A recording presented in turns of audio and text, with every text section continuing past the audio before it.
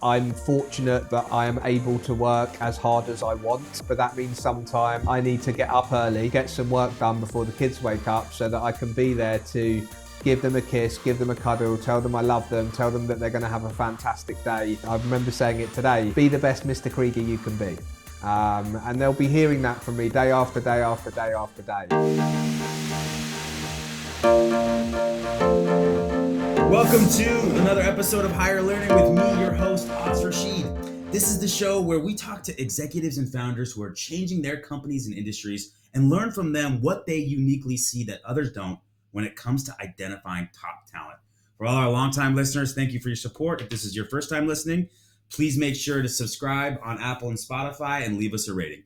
Today, we are joined by a very special guest. We are joined by Duncan Kreeger. He is based out of the UK, and he's CEO and founder of a company called Tab. Duncan, how you doing, man? Very, very well. Thank you very much. Thanks for having me. Of course. I'm pretty excited to have you, bud. I'm really excited to learn from you a little bit about the real estate industry, a little bit about the professional community in the UK. I want to start here, though, because I want to talk about Tab.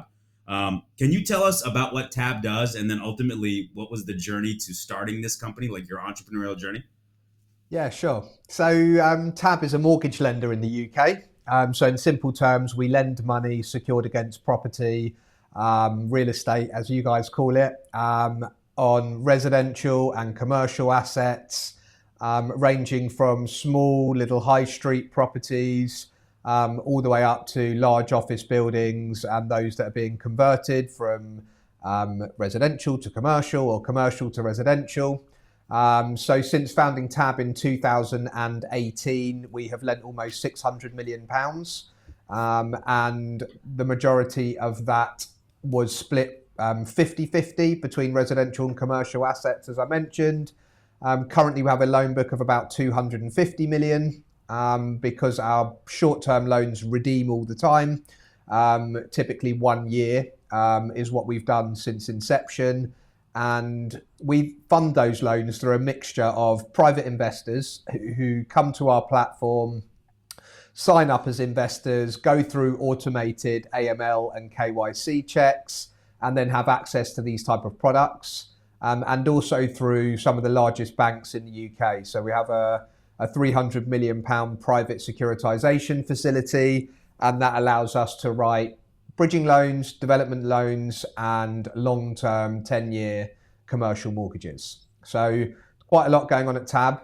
I think the other thing that hopefully we'll touch on a lot is our ambitions to open up real estate investments to a much broader range of people. So under a term called fractional ownership, we've been opening up different types of real estate investments, both long-term, sort of long, boring hold type investments, as well as value add transactions where we try to buy something, add some value and sell it for a profit. And all of those property investments we open up to investors in the same way as we do with our loan products. So that's a kind of really quick whistle-stop tour of what Tab does. And if you want, I'll tell you a bit more about how I got. I got a couple of follow-ups, and then I do want to hear about like what was kind of the aha moment here for you. But super interesting industry. Sounds like you're democratizing real estate investment, which is like I think a lot of people look at as this thing that if you're like only the super wealthy do, but it's something that everybody, especially if you have a fractional model, can get involved in and get a lot of the benefits of one of the best areas to invest in from a long-term perspective. So I think that's amazing. I definitely want to dive deeper into that. I'm interested. You said the 50-50 commercial versus residential split. Is that like an intentional strategy, or is that just kind of like, that seems very clean, or did it? Is that something that's just kind of worked out that way as you look back over time at the metrics? I mean, the answer to that is that we're open to good assets, good borrowers. So I think the main message here is we don't have a sort of one-track focus, which a lot of lending businesses do. Private credit is absolutely huge now. When I started my first business 20 years ago, it was very unusual to have private credit. Really, you relied on the banks, the challenger banks, and some sort of boutique lending houses. Now it's absolutely blown up in the US. But in the UK, there are lots of family offices doing different types of lending strategies, because lending against real estate's always been a good risk-adjusted return. But the point is we're open to good people and good assets. And that's led us to having, I mean, actually, as we sit here today, we're sort of tipped the balance slightly on residential loans because we've invested in our technology heavily. And we'll talk about that and the work we're doing with AI as well on a risk and underwriting perspective. But I do look at the data all the time. And actually, we're sort of creeping up closer to 60% residential at the moment. But that's because I think other lenders in the UK space have got some confidence back in the commercial market. So we see that, the metrics swing. But of the 575 odd million pounds worth of loans that we've written to date, there is almost a 50-50 split. And that's just something I'm sort of interested in myself and always keen to communicate. Super fascinating. So you opened the business in 2018. Sounds like you've been a long time entrepreneur in different industries. What kind of was like the driving force for you to say, this is a problem I want to get involved with, I want to jump into? Like, what was kind of like the moment where you decided I wanted to do this?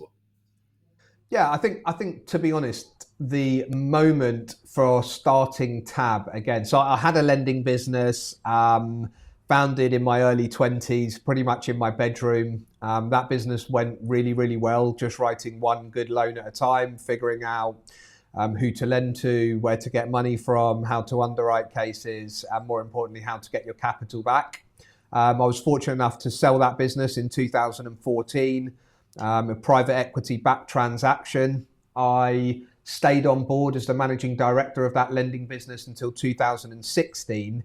And at that point, I decided I wanted to go back out on my own, be the master of my own destiny, and had really good conversations with the owners of the business at the time. And I had to take 2 years out of the industry, so I wasn't allowed to do anything lending or finance broking related. And the aha moment, I think, because I haven't been asked this question for a long time, was fractional investment in real estate. So if people can club together and do crowdfunding in all different types of asset classes, why can't we crowdfund ownership of assets? And if somebody owns 1% of that property, they should be entitled to 1% of that property's income. And a lot of the skills that I'd obtained through building a lending business, managing private investor capital, reporting to people on a monthly basis, building technology around it, I felt were transferable. And I feel like the market was starting to evolve. So, I always say this, but you don't buy a gold bar and put it under your bed anymore if you decide you want to invest in gold. You take your phone out, you look at what the live price is, and you can buy as much as you like, and you can sell it as quickly. And that's my vision for real estate. So it started as maybe we should create the stock market for property, so that each individual property is listed like a company's listed on the stock exchange. And if somebody wants to invest in that property, they can look at the financial accounts and the tenancy information, the valuations, all of the sort of available data that one can obtain now. And I set about starting Tab with that in mind. And that's really where the aha moment came from. And I've always felt in every business decision, timing is everything. So important. And what I realized about fractional investment in real estate is timing wasn't perfect. As in, I don't want to spend all my time and money educating the market. I'm happy the market's big enough, the size of the opportunity is big enough. So my thing was, let's get up and running, let's prove we know what we're doing, let's build a good brand, let's build some trust. And then when the market catches up with me, we'll be ready to pounce.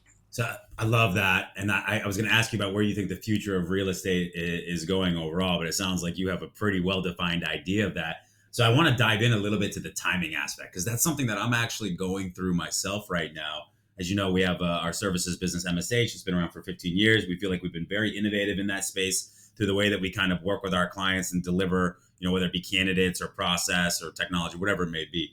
But the software that we've built, in my mind, this is where the industry is going, right? It's ultimately going to be there. It's going to be there for the business. It's going to have a humongous impact in creating more certainty in hiring. But what I find is that I'm having I have to make sure that the timing is right, because people don't move at the speed you want them to. I mean, if we even look at AI, right? The technology that's going on with AI right now, the innovation is way out in front of what the actual adoption cycles are, what people are ready for and ready to consume. And so one of the things as a founder that you've got to really figure out is, making that timing right. Or to your point, what's our interim strategy to kind of build our business and get it off the floor, give people something they understand and they know, right? And then start to move them on this journey of educating them and showing them what it could be, right? And then when they're ready, boom, you're there to take advantage of it. So just don't know if you have any thoughts on that, or if you thought I hit the Yeah, mark. I mean, I think that's exactly what I'm saying, and it's super interesting. I met this morning with a technology firm that I know really well. In fact, they do sort of keeping companies, their services online, keeping your emails and all of that type. I've known these guys for a very long time. They looked after one of my original businesses. We were talking about AI, as I do over any lunch or breakfast or podcast that I go on to at the moment, and we were talking about how powerful it is, and I was saying, everyone must be driving you mad about this, and he said, no, they're not. He said, you wouldn't believe how many of our customers still have physical servers in their office. They've operated successful businesses for the last 15 years. Everything works. They're not looking to upgrade their systems immediately. They're not looking to go up into the cloud or to have access on all devices. People are pretty happy with what they've got, a large majority. But also specifically on AI, what he was saying is businesses love it, but they don't want to pay for it at the moment. So they're saying, yeah, Microsoft gave it to me for free. Everybody loves it, game changer. And then they say, right, it's $200 a month per user. And then people are like, no, switch it off. Don't want it, don't need it. And that surprises me because I'm personally subscribing to every different platform I can at the moment, trying to learn how it works, from Perplexity to ChatGPT, and for all these different tools that are making me better and more productive. But I do understand that there are challenges on the other side. And so I think the point was, he's saying, yeah, exactly what you said. The technology is moving super fast, but the adoption isn't super fast. No. So, for me, I think there is a big, when I translate that to my own business, I think, do people think investing in grade A property from the palm of your hand is a good idea? Yes, I think they do. Do they want to do it? Yes. Are they ready to take out their phone right now and deposit cash? Possibly not.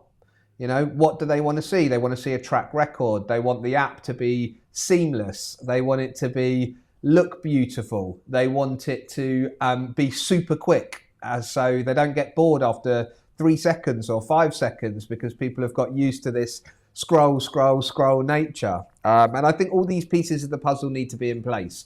And I think that's one thing that all entrepreneurs need to understand. It's that, timing is always now, but also make sure you're not, what I was keen not to do was take a load of investment, which I could have raised really easily, give myself a 12-month horizon where I need to hit these milestones in order to keep raising more funds. Otherwise, the business would miss the train. So for me, it was about investing my own money, going slow, looking at the P&L, making sure we can afford the commitments that we're taking on board. And I'm pleased to say the business has grown from strength to strength, month to month.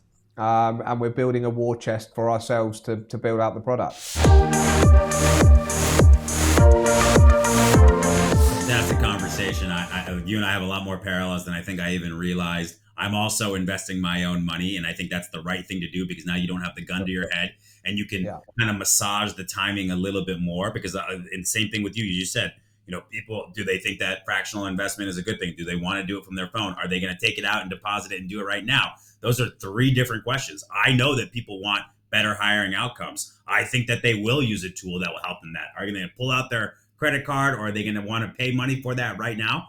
That's what we're trying to figure out. And so that's why you have to be very smart about your investment strategy and your go-to-market strategy and how you educate these customers. Because the reality of the situation is, some of these great companies that have excelled and become huge, they have this like revisionist history of like, oh, it's an amazing entrepreneur who built the most amazing business model and built this team and did XYZ. You know what really helped? The right timing, or the right, like, you got lucky in a lot of these cases where you were right, or either you were treading water for a little while and then boom, you were ready when the market was ready, or you just entered the market at the exact right time. I want that window of potential luck to be wide. You know, I don't want to get lucky in the first 6 months, otherwise I'm out of business, because that could happen. But I'd rather be here for 5 years. And then I've got, 5 years, 60 months to get lucky. And then, yeah, so I think it's interesting. Timing is everything. The market changes. You need to ride your luck. And I definitely subscribe to the harder you work, the luckier you get, the more rooms you get a foot into, the more conversations you have, the more podcasts you go on to. I do feel like there's that chance that you might meet someone along the way who buys what you're doing, who wants to help. And that's why I'm always so open. I want to share everything I can in the hope that we move forward. I love that. I call it increasing your luck surface, right? And that's you're more likely to have that timing work out or things work out. So I love that. I want to ask you something real quick before we jump into a little bit more about you personally. I know there was some recent legislation passed in the UK around budget. And I know from all my entrepreneur friends who are out there that it was pretty unfavorable just in terms of being able to, build your own business and get the returns that risk usually entails, at least here in the US. So I'm just interested, could you tell us a little bit about that policy and then kind of your take on it as an entrepreneur and somebody that lives in the UK? Yeah, I can tell you more about my take on it. And my take really is just in general, but in relation to this as well, is to play with the hand that you're dealt. And I think it's way too easy. I mean, I'm really against any type of excuses for productivity. I think that there are a million reasons why people will say it's bad, it's not good, it's unhelpful, they're doing it to get me. My attitude is, how do I use this to my advantage? So first, I see undoubtedly people will want to leave the UK. There have been a government, this happens in politics and you'll know only too well about it on your side of the pond. It is, politicians get away with things that entrepreneurs wouldn't. If I came out and told my staff or my customers, I'll never put your pricing up, I'll always increase your wages, I'll always do these things which are keep voting for me. And then the day I get in the hot seat, I say, oh, by the way, I'm doing completely the opposite. I'd lose my job instantly. I'd lose my job, I'd lose my customers, I'd lose credibility, and we would go out of business. What I think highly frustrates me about politics is that on the way up, people will do and say whatever they have to get another vote. Then come D-Day, when you're sitting in the hot seat and you've got to make decisions, you go against everything that you said you would. All of your principles, all of your morals, everything goes out the window. And for that reason, I don't like to spend my time thinking too much about things that I can't change. So I like to spend my time thinking, right, what's the rules? How do I use this to my advantage? What's the chances it's going to change? And what I was going to say is that undoubtedly people will leave the UK. There will be waves of people who say it's not cost effective for me. I'm sick of it. I'm going somewhere else. Firstly, where am I going to go? I've got a family here. I've got 4 children. We're all settled. We like being here. We travel lots anyway. So we're going to see different parts of the world. I don't want to move, and I'm not considering moving. But what I think is great, the more people who go, the better. It gives me a much easier path to success. The less people here fighting to grow companies and employ people, the better it is for me personally, in that we have a huge opportunity to pick up on these voids. And I just think tax in general is a necessary evil. The UK, for example, has the NHS. A lot of the funding, a lot of the talk, a lot of the cost is about the NHS, which, by the way, is one of the largest employers on earth. The amount of people that they employ is staggering. The way that they try to run an organisation, I run an organisation of nearly 40 people. It's hard work, keeping everybody in check, knowing where they are, making sure they're adhering to policies and procedures, record keeping. So I do have some sympathy, actually. And I think the NHS is a massive benefit. And if it costs me 20% more or 10% more in tax, and I am definitely not in the majority here, then so be it, as long as I'm seeing positive change. And I do think, on the whole, the government, whether it's Labour or conservative, and they're both pretty much the same as far as I'm concerned. I do think, in general, they want to improve people's quality of life. When you're making decisions for everybody, you're going to upset some people, and you're going to make some people happy. I mean, just as well, looking at the property market, looking at the real estate sector, there are some big negatives that will undoubtedly stifle the market, but there's also a big positive drive to build new homes, to house people that need homes, to fund the sectors like the housing sector and people who need it. So you can't give to everyone, and my attitude is just tell me what's going on, who's the president this week, rip the plaster off, give us the news so that we're not always living in what's going to happen next, what's going to happen next. So I think now that our vote's over, your vote's over, I see a little bit more calm and stability already in that we've got the bad news out the way. Let's see what the rules of the game are. So I love the way that you just framed that, and the way what I always would tell people. And I got to be honest, sometimes I got to pull myself from this too, because it's hard sometimes with all the noise and all the things going on around you. I tend to take very much a similar mindset to you, but I always would say, don't complain about the rules of the game. Learn the rules and adapt to them and make them work for you. And if you spend your time doing that, you're going to be productive. You're going to get good outcomes. There's always going to be things holding you back, distractions. I love that you said no excuses for lack of productivity. And so that mindset has really helped me. I'm interested because you do have a very positive mindset. And how has that helped you as an entrepreneur? Is that something that do you think that you can be an entrepreneur that has kind of that pessimistic victim mentality, glass half empty type mindset and be successful? And if not, then how is that attributed to your success in terms of having the positivity? I mean, I don't think it's helpful. I think there's sort of layers of positivity. They say there's a fine line between ambition and greed. And I think with positivity, you can be blindly burying your head in the sand, thinking everything's going to be okay. Or you can be positive about taking steps every day to ensure that things don't go against you. I think, being an entrepreneur to me is basically a problem solver. It's thousands of decisions a day. How am I going to do this? What's going to happen if I don't? What's going to happen if I do? And I always look at the worst case scenario.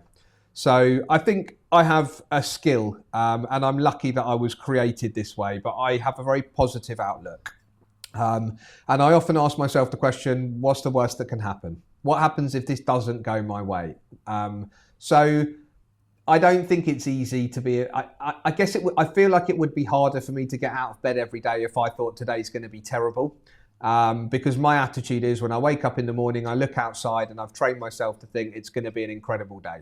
Something good is going to happen to me today. And I think if you do the reverse of that and you wake up in the morning and say something bad is going to happen to me today, the chances of that happening are much greater than the person who says something good is going to happen today. Look, I'm fortunate that when I open the curtains in the morning and I see the sun shining, whether it's cold and wet, and we joked about it right at the beginning, or whether the sun's too hot to go outside, I see opportunity, I see life, I see fresh air, I see, something positive to go out to. But I'm conscious that other people that I've grown up with, family, friends who are wired differently, can open the curtains and think it's cold and wet outside and I don't want to be there.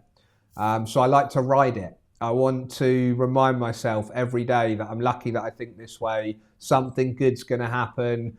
Get up a bit earlier. Go and take yourself out your comfort zone. Try and meet someone. Spark up a conversation. Say hello. Be nice.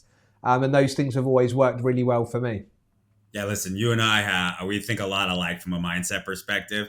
I love that. You've said some really amazing things. Finding the right talent for your team doesn't have to be a struggle. Meet Aon Hire, the world's first hiring experience management platform designed to transform the way you hire. Powered by AI, Aon Hire takes the hassle out of every step in the process, from smart resume analysis to customized interview questions. It saves you time, money, and effort. Plus, with real-time insights from every interview, you can quickly identify top candidates, reduce turnover, and stay on budget. And forget about note-taking. Aon Hire takes care of that for you. Ready to revolutionize your hiring process? Visit aonhire.com and get started today. I want to ask you, because you have, like me as well, 4 kids, and keeping that balanced, right? Threading the needle on giving what you need to give to your business to make sure you maximize that opportunity, but also making sure you give what you need to give to your kids to maximize their potential and who they are. How do you balance those things? Like, do you have a core philosophy around that? How do you do that? Spend as much time with them as I can, first and foremost. So what I've done recently, and I think this has been a shift. Obviously, I haven't had 4 kids forever. It's more recently I've had 2, gone to 3, gone to 4. I think one thing that I definitely would, advise people that have got multiple kids is to try and spend time with your children on a one-to-one. I think you get much more out of even like a 15-minute, half an hour interaction where you get to sit down with one of your kids on their own. They get more from it, and I feel like I get more from it than just like I'm on the weekend, I'm going to take them all out for a couple of hours. It's a stress. So to me, it's about doing something every day. I'm fortunate that I am able to work as hard as I want, and I like working really hard, but that means sometimes I need to get up early, get some work done before the kids wake up so that I can be there to give them a kiss, give them a cuddle, tell them I love them, tell them that they're going to have a fantastic day, and all the things that we've talked about. And I guess it's subconscious, but I say to some of the boys, and I remember saying it today, be the best Mr. Kreeger you can be. And they'll be hearing that from me day after day after day after day. And I'll say to the boys, I just feel that you're going to have an amazing day today. And they're like, yeah, you know what, I am. So I think I'm trying to impart this way of thinking on them all the time, even subconsciously. And I like to try and spend as much time with them as I can and make time for them every single day. And I don't want to get to the end of the week and think, I wish I'd have done a bit more. I wish I'd have tried a bit harder, because they grow up so fast. Yeah, it's so funny. Again, there's a lot of similarities there. I posted something on LinkedIn the other day, and this is completely true story. Like, early on from my kids, I told them, proud to be a Rashid, right? Creating kind of that, setting a bar for yourself. We are a tribe, like your name matters, and giving them that positivity about like you belong to something. We're doing something together. Is a very, very important thing. And I totally agree with you on the one-on-one. I have 4 kids, and I'm so grateful I do, because they can bounce off each other. The relationships they have, the learnings they get from that is like so amazing. And yet getting time with each of them one-on-one. For example, one of the things I do is I like to take each of my daughters, my 3 oldest daughters, on a one-on-one daddy-daughter trip for a weekend to a place of their choice. And so as much as we're together and I like having the family together, I will go take them. Like, I took one daughter to Washington, D.C. I took one daughter to New York. I took one to Austin, Texas. And we just go and we spend the weekend together, do the things that they want to do. And I know that they're forming these core memories that they're always going to have and building a deeper relationship with me one-on-one. And I think it's okay to single one of them out or give them that special time, as long as you try to balance it and then also have that collective time. So I couldn't agree with you more. I think that's a really key thing. And I love kind of the positivity you put into their mind early in the day about having an amazing day. I like to visualize what my best day is when I'm in the morning and I'm meditating and thinking, and you'll be amazed at how much that becomes a self-fulfilling prophecy. Even as bad things start to happen, you've still got that vision of what that perfect day looks like. So I think that's amazing. I really, really like that. Just one funny story, because it came to my head, but on the one-on-one and the good bits they get, but also dealing with, you touched on it, like for the ones who aren't one-on-one with you that day, things don't always go your way. You don't always get what you want. So I've got 2 season tickets to go and see Arsenal.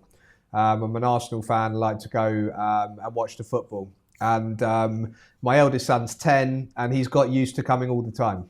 And it's really good one-on-one time, because we drive there, we park up, we walk to the stadium, we have something to eat, we watch the game. It's an hours and hours and hours of just hanging out. And then my 7-year-old Benji has become more and more interested. I think partly because he sees me going off with James and doing it, the 2 of us, and we're talking about it all the time. And he said, I really, really want to go. And I was like, great, you'll come to the next game. And then James is saying, well, hang on a minute. I thought I was coming with you. And I said, well, you do. And you did. But we're going to take Benji. And I'm going to take Benji. And then we were walking to the match that I was with James. And he was saying, I remember when we came here when I was little. And I remember when we went to that cafe. And I remember when we parked over there. And I said, those are the memories that I want Benji to have. And those are the memories you should want him to have. And if he doesn't start coming now, he's not going to be able to form those memories. And I reminded him, then there's Harry. Harry's only 2. He's also going to want to come. So you're going to have to get used to the fact that, yeah, you like going and it's good we get to spend time together and it's something we've always done, but life doesn't always go your way. And sometimes it doesn't always work out your way. You and I must have read from the same books because I totally agree with that. By definition, treating someone special means that some other people in that moment are going to feel a little bit left out, and that's okay. Sometimes it's okay to have that one-on-one and individual experience. I love that. So listen, I want to get to the speed round all of a sudden because I want to talk to you about cars, and I didn't know you were a Gunners fan. I am a diehard Liverpool fan, so I'm going to come back to that in a minute. Let's talk a little bit about hiring real quick. I want to understand, you've grown multiple organizations now. You kind of have to identify great talent to help drive your business. Do you have a core hiring philosophy for when you're bringing people into your organization? I'm not sure I'm as good at it as I thought I was. And the reason is that you learn from every experience. So it's something to be perfectly honest with you, I'd like to get better at. I think it's the only thing that matters is the individual, their experience, their work ethic, their grades, the previous companies they've worked for. I think all of those things go out the window when you don't have someone that wants to buy into the company, buy into the culture, believes in the product, believes in the people, wants to help everybody around them, bring them along. Because if you've got those type of skills, then when things go against you, which they do, as an individual, as a company, then you know how to claw yourself out of it. And I think what I've experienced in my career is when things are going well, everyone's great. Everyone's champion of the team, everyone's happy to pull together. It's when the cracks start to appear, when things aren't going according to plan. And I think, I found it difficult to keep people motivated in those times. And I think that's what I'd be looking for more in the future. I love that. That is absolutely the right thing. Motivation, situation, that trumps, in my opinion, behavior, and especially experience. And those are things that a lot of times that you can train. That kind of motivation and that desire to buy in. That's when things get tough. That's when you're going to have somebody that's going to stick through it. So I think that's a really astute call out on your part. What about a memorable interview experience? Do you have anybody that maybe wowed you in the interview, or maybe it wasn't a great interview? You don't got to name names, but any type of interview experiences that stand out to you as super memorable? No, do you know what? I'd say probably the opposite. Business partner of mine and we always used to argue about that meeting's a waste of time. He'd always say to me, waste of time. I wouldn't bother that business. And I have found the opposite in my career, which is that no meeting is a waste of time. And I think it's a bit like reading books. I don't really have a book that I've obsessed over, but every book I've read or listened to, I've tried to take one positive thing and take it with me moving forward. And I think it's on the theme of the positivity and things we talked about. I don't think I would have ever got off a call or a podcast or an interview or a meeting and thought that bit was a waste of time. I'd be thinking, you know what, of that whole hour, I picked up something that I might be able to take with me for the rest of my life. Nice. I like that. Good mindset. What about when you're interviewing somebody for your company? Do you have a favorite question you like to ask? Or is there one that you think really gets to the heart of what you're looking for out of that person? I think people being able to point out areas where they need help. I think someone who's honest enough to say, this is what I'm great at and this is where I would need help. I think that's super important, and nobody's good at everything. So for me, I was always taught to hire someone better than me to do the job that I need them to do. And there are loads of things that lots of people can do better than me.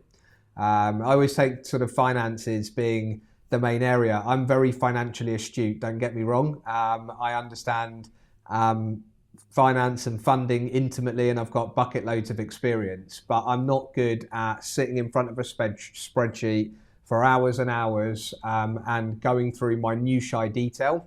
I'm good at show me the thing and let me make a decision on, give me the information. So yeah, just trying to find people that are good, know what they're good at, and are happy to say when they need more help. Love that. What about, so have you ever interviewed for a job? Because it sounds like you pretty early on, you started your own company and started running. Did you ever interview for any job? You know, it's funny you should say that. I have not been asked this question for a very long time. I definitely said for a long time that I'd never been for an interview and not been offered a job. You know, I mean, this might be interesting, it might not be, but when I've been for even at a very young age, when I went for a job interview, I remember very, very clearly thinking, you're not interviewing me, I'm interviewing you. Am I going to work for you? Do I believe in the product that you're selling me? Scrap the questions that you want to know about whether I'm going to, my grades, or I'll tell you whether I think you're a good enough company for me to come and dedicate more time to than I would be spending with my own children. That was always my mentality. So I always felt like I went in with 1,000 questions. Who are you? How'd you get here? What makes you think you can do this? Who else can I talk to in your firm that's worked for you for a long time? Who's the last person you hired? Who's the last person you fired? And why? Because I felt like I would be in sort of data gathering mode and trying to imagine myself working there. And I tried to tell my employees all the time, no question is a stupid question. Don't guess. Don't try and figure out. Don't think you know. If you don't know, ask. And that's kind of, again, just something that's been ingrained in me since I was young. I love that. I don't know if that's a philosophy I'd recommend to everybody, but I think that really worked for you. And I would love that. If somebody comes in and they take over, because I agree with you. At best, it's a 50-50 proposition. We're interviewing you, but you're interviewing us. And you need to know what you're walking into. And if you're very talented, you're doing the same thing you're doing. You're making sure that where I spend my time is important. I want to make sure that I'm doing it in a worthwhile place, because there's nothing worse than going through an interview process and thinking that you got a great job, a great company, a great manager, and then 2 weeks in, you're like, oh shit, this is not what I thought it was. And that's why you got to do your diligence on that side. For sure. So you mentioned earlier, you'd like to be better at hiring. All right, so I'll play ball. What's an area that you'd like to be better at? Is it the questions you ask? Is it the requirements? Is it creating an experience? Like, what are the areas that you'd like to see yourself improve? Yeah, I think the questions you ask are important, for sure, and without doubt, I could get better at that. I mean, to be perfectly honest, I haven't been on the front line hiring people for a long time because it's very formulaic and people go through the process. Maybe just that, thinking out loud, it's something I should be more involved with on the front line. I should be involved in the interview process more because it's something maybe I've taken a back seat from. I also think, I think what I've struggled with is I've always felt that I'm never going to know. People can interview really well. People are good at saying the right things in an interview. They're good at interviews. What I've found in my career is that people show up on Monday and they're not the person that they were the Monday before. Sure. When they shook your hands, they looked you in the eye and they told you these things were important to them. You know, time management, timekeeping, the basics.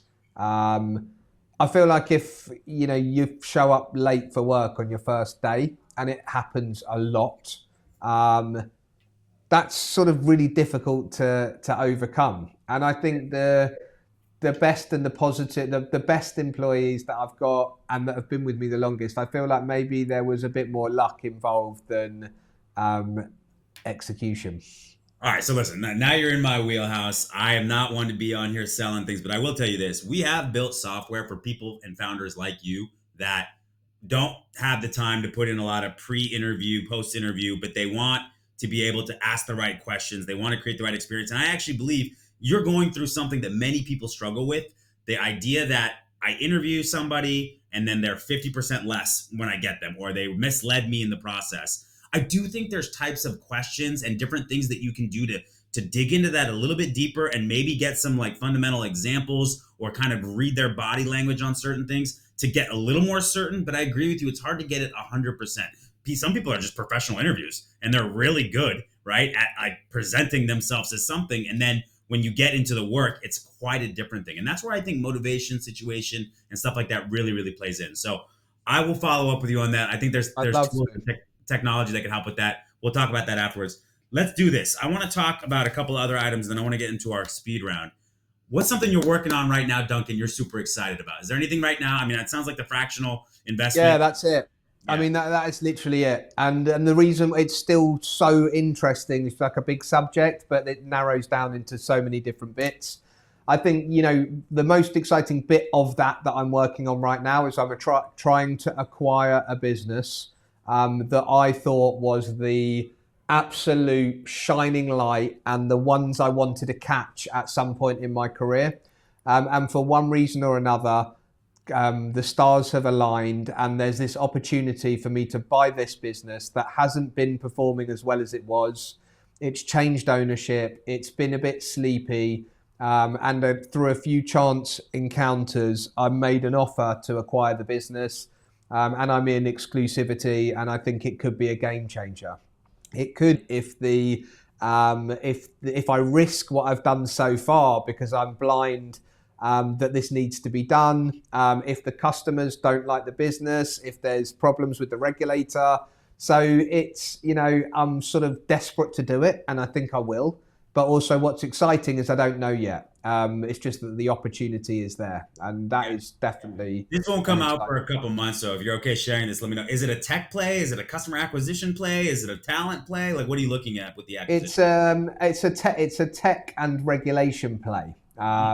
It's actually, it's tech and customers, So I look at the market and, just talking about fractional ownership for a minute, one thing I feel sure about is we don't know who the customer is yet. So do people want to take their phone out and buy it? We don't know yet. Who's most likely to do that right now? We definitely don't know. So it's about me, that one of the reasons I'm attracted to this business is that they've convinced thousands of people to do this before. So I could go out and spend money on trying to acquire customers and understand who my cohort is, or I can go into this area where there's 10,000 customers that have transacted with the business before. And I feel like that's the most perfect audience to talk to about what I'm trying to do and why it's different from what they've done before. So there's that, and it's regulated, and they've got a high form of regulation, which is difficult and expensive to obtain. Funnily enough, not a talent play, although I'm sure there are some talented people there. Really, it's more me leaning into the talent that I've acquired so far. And thinking if my team was doing that business would look very different. Well, listen, I think the idea is brilliant. I think at some point it will be the new way forward. I don't know much from a regulation perspective and the different hoops and things that you have to jump through. But if you can acquire a company that has already educated a lot of the customer base, has already built that cohort, already has kind of that technology touching the customers, I think that'd be awesome, man. So I'm pulling for you on that, and I hope that works out. Last question before we get to the speed round. What's some advice you'd give your 20-year-old self that you didn't know then, but that you know now? What would you tell 20-year-old Duncan if you had him and you could give him advice? Block out what everybody else thinks and follow your gut. Fortunately, I'm one of, I don't have any regrets. I haven't always made the best decisions at the best time, but I have learned from every decision and I would not change a single one of them. And I think, it's also, I guess, what I would tell myself is to back myself even more. That don't be too cautious. That what's the worst that can happen attitude. I've had a few times in my career where, I've taken my chips off the table because I was weighing up the positives and negatives, and they were, really good times for me. I think, in hindsight, sometimes I was a bit nervous. I thought maybe this is my time. Maybe this is the time to cash in. So I would say, leaning into all of the things that we've talked about today that I've learned and honed over those years. That's awesome, man. Great advice. All right, let's do this because I'm excited to talk about this. So you are a car hobbyist. I see the car picture back there. I know It's a big passion of yours. So I'm going to ask some speed round questions. When did you first get into cars? How old were you? When I was at school, so sort of 10 to 15, I just wanted a 911. I just wanted a Porsche. I mean, my school teacher who I met recently said to me, I remember you saying, I want to buy a Porsche. It's not something, it's hard to explain this, and I guess everyone just has to take me at face value, but it's not to show off with.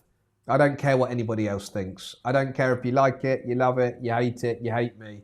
It's for me. I get up in the morning, I drive a Porsche every day as my daily driver. When I wake up in the morning, there's a little piece of me that looks outside and thinks how great my day is going to be, thinks, you know what, I'm going to work in my dream car. And I think it gives me that extra bit of oomph. My favourite holidays are driving my car with the top down in the mountains and the sunshine. It wouldn't be most people's favourite holiday, but I guess from a very, very early age, I've always wanted a Porsche. And that has not died down at all. So is that your most prized car, or do you have another prized car when I bring that up? I've got a newfound obsession with Ferrari. So I was sort of one track Porsche minded for a very, very long time. And then I've just turned 40. So it was my 40th, but I say just, it was almost a year ago. I'm going to hang on to it for a while. But turning 40, I suddenly just had this like epiphany of, well, what are those little red cars that everybody talks about? I've never really paid much attention to that. In fact, I always said, no, they're not for me. I'm a Porsche guy. So yeah, I've bought a lot of cars. I've owned 11 Porsche 911s in my life, and I still own 3 of them now. And I've started now looking at the red cars as well. So I own a couple of those as well. So outside of a 911, what's your dream car? Is it the Ferrari Testarossa, or what's the Ferrari that you love? So I've got a couple of Ferraris as well. But my dream car, I mean, look, your dreams, I've learned to dream big, and when you get there, have a new dream as well. Come on, I want to hear this. What's the dream car? car? I mean, look, I definitely, it's less of a dream, it's more of a when. I think Bugatti is probably where I see myself going next.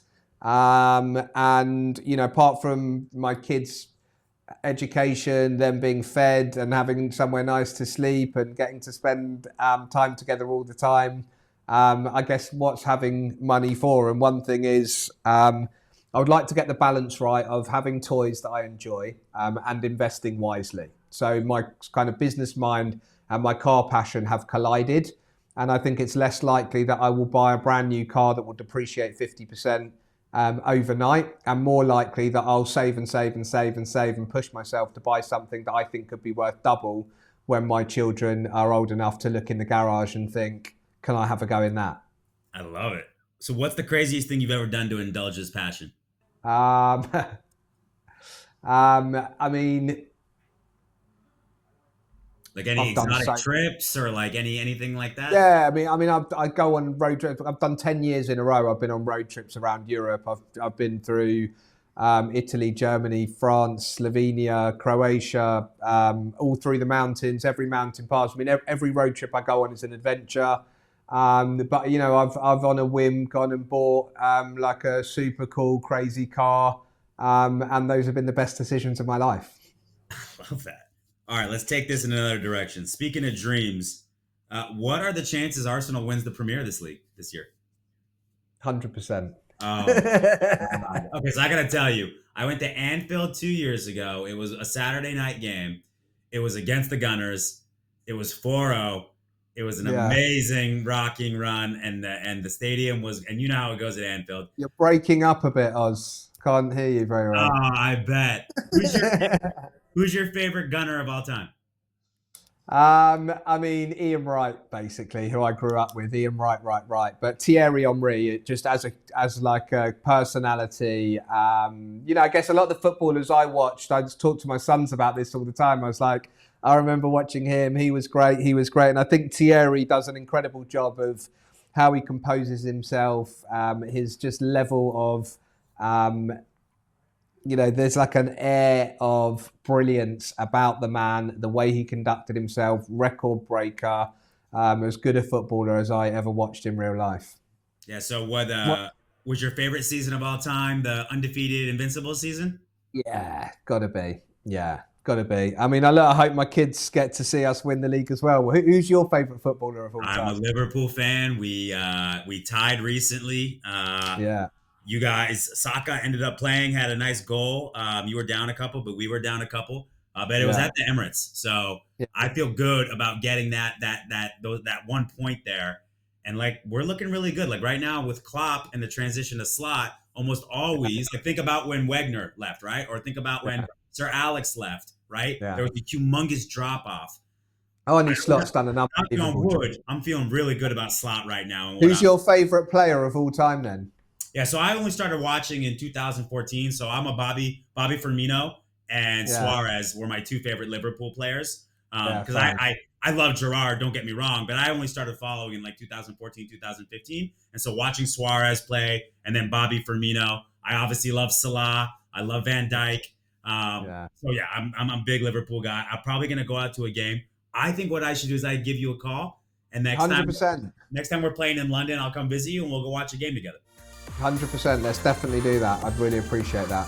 That'll be good. That'll be good fun. Duncan, been amazing, man. I appreciate you coming on. Good luck with everything with Tab. I know we're going to stay in contact after this. We are. Thanks for coming on the show. Thanks so much. Let me know if I can help with anything, yeah? All right, brother. Talk to you later. Bye-bye.